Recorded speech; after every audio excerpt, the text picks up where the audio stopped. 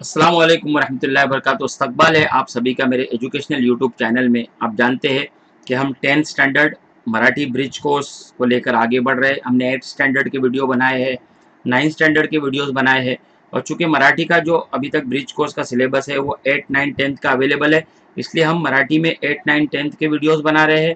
10th Hindi में आपने देखा होगा कि 9th और 10th का ही अभी फ़िलहाल जो है वो ब्रिज कोर्स का सिलेबस अवेलेबल हुआ है, तो मैंने 9th और 10th के वीडियोस बनाना शुरू किए हैं। तो चाहे हिंदी सब्जेक्ट हो, चाहे मराठी सब्जेक्ट हो, इंशाल्लाह सारे सब्जेक्ट के ब्रिज कोर्स आपको एक चैनल पर मिलेंगे, वो है ई गाइडेंस। तो मेरे एजुकेशनल यूट्यूब चैनल पर एक बार फिर आप सभी का बहुत बहुत इस्तकबाल है। हम लोग आगे बढ़ते हैं डे 2 की तरफ। मैं आप लोगों की जानकारी के लिए बताता चलूँ कि हम लोग एक दिन जो है वो मराठी का ब्रिज कोर्स अपलोड करते हैं और दूसरे दिन हिंदी का, ताकि हमको जो 45 दिन का वक्फा दिया हुआ आपने देखा होगा कि 22 दिन हिंदी के लिए मुख्तस है और 23 दिन मराठी के लिए। तो 22 और 23 एक एक दिन आड़ अगर हम लोग अपलोड करेंगे तो इंशाल्लाह 45 दिन का वक्फा हम लोग पूरा कर पाएंगे। तो चलिए हम लोग शुरुआत करते हैं 10th standard Marathi bridge course से। आज डे 2 है और यहाँ पर जो है आपने देखा होगा कि ब्रिज कोर्स को 2 हिस्सों में तकसीम किया गया है।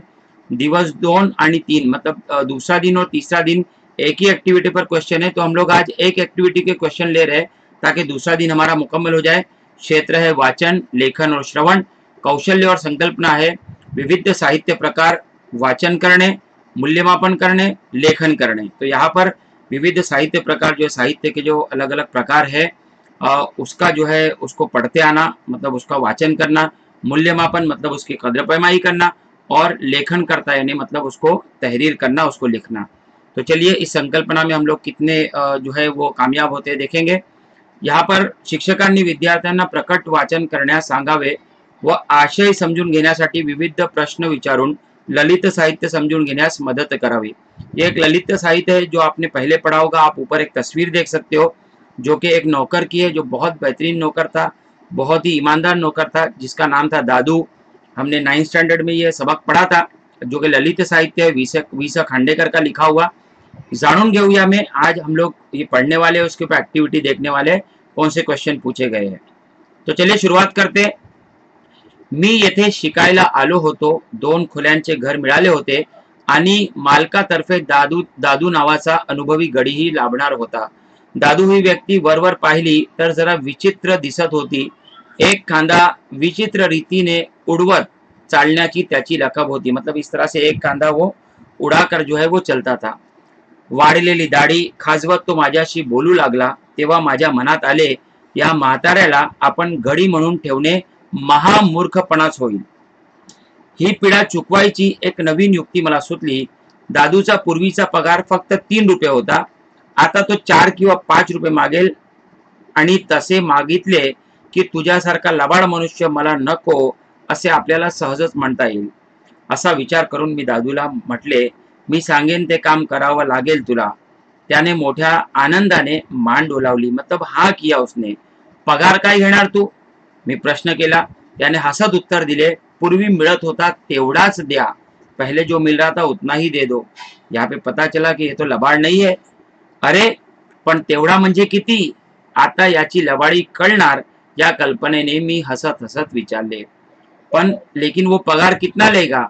ये पूछा गया, लेकिन उसने कहा कि पहले जो मिलता था उतना ही मैं पगार लूंगा। और मुसन्निफ को लगा कि शायद अभी ये पहचान लेगा और मुसन्निफ पहचान लेगा कि ये पहला पगार अपना कितना बताता है, ताकि इसके अंदर कितनी सच्चाई है, ईमानदारी, ये पता चले। तो चलिए अब इसके ऊपर एक्टिविटी के कौन से क्वेश्चन हमको पूछे गए हम लोग देखते हैं कि ये जो ललित निबंध है हमको कितना समझ में आया, ये हमारा हमने कितना अखज किया, इसको समझने के लिए कुछ सवाल पूछे गए। वरील उतार्यात वर्णन केलेल्या व्यक्तीचे नाव, कौन है वो व्यक्ति? तो यहाँ पर हम देखेंगे इस उतारे में, इस पैसेज में जिस व्यक्ति का नाम यहाँ पर पूछा गया आप ऊपर देख सकते हैं, उसका नाम है दादू। नेक्स्ट क्वेश्चन है, उतार्यात व्यक्तिचे वर्णन कौन करता है, मतलब कौन इस व्यक्ति के बारे में बता रहा है, कौन हमको बता रहा है। तो हम दो तरह से इसका जवाब लिख सकते हैं, एक तो लेखक लिख सकते हैं या लेखक का नाम भी हम लिख सकते हैं वी.स. खांडेकर, जो कि लेखक का नाम है, मराठी के एक बहुत ही मशहूर लेखक है।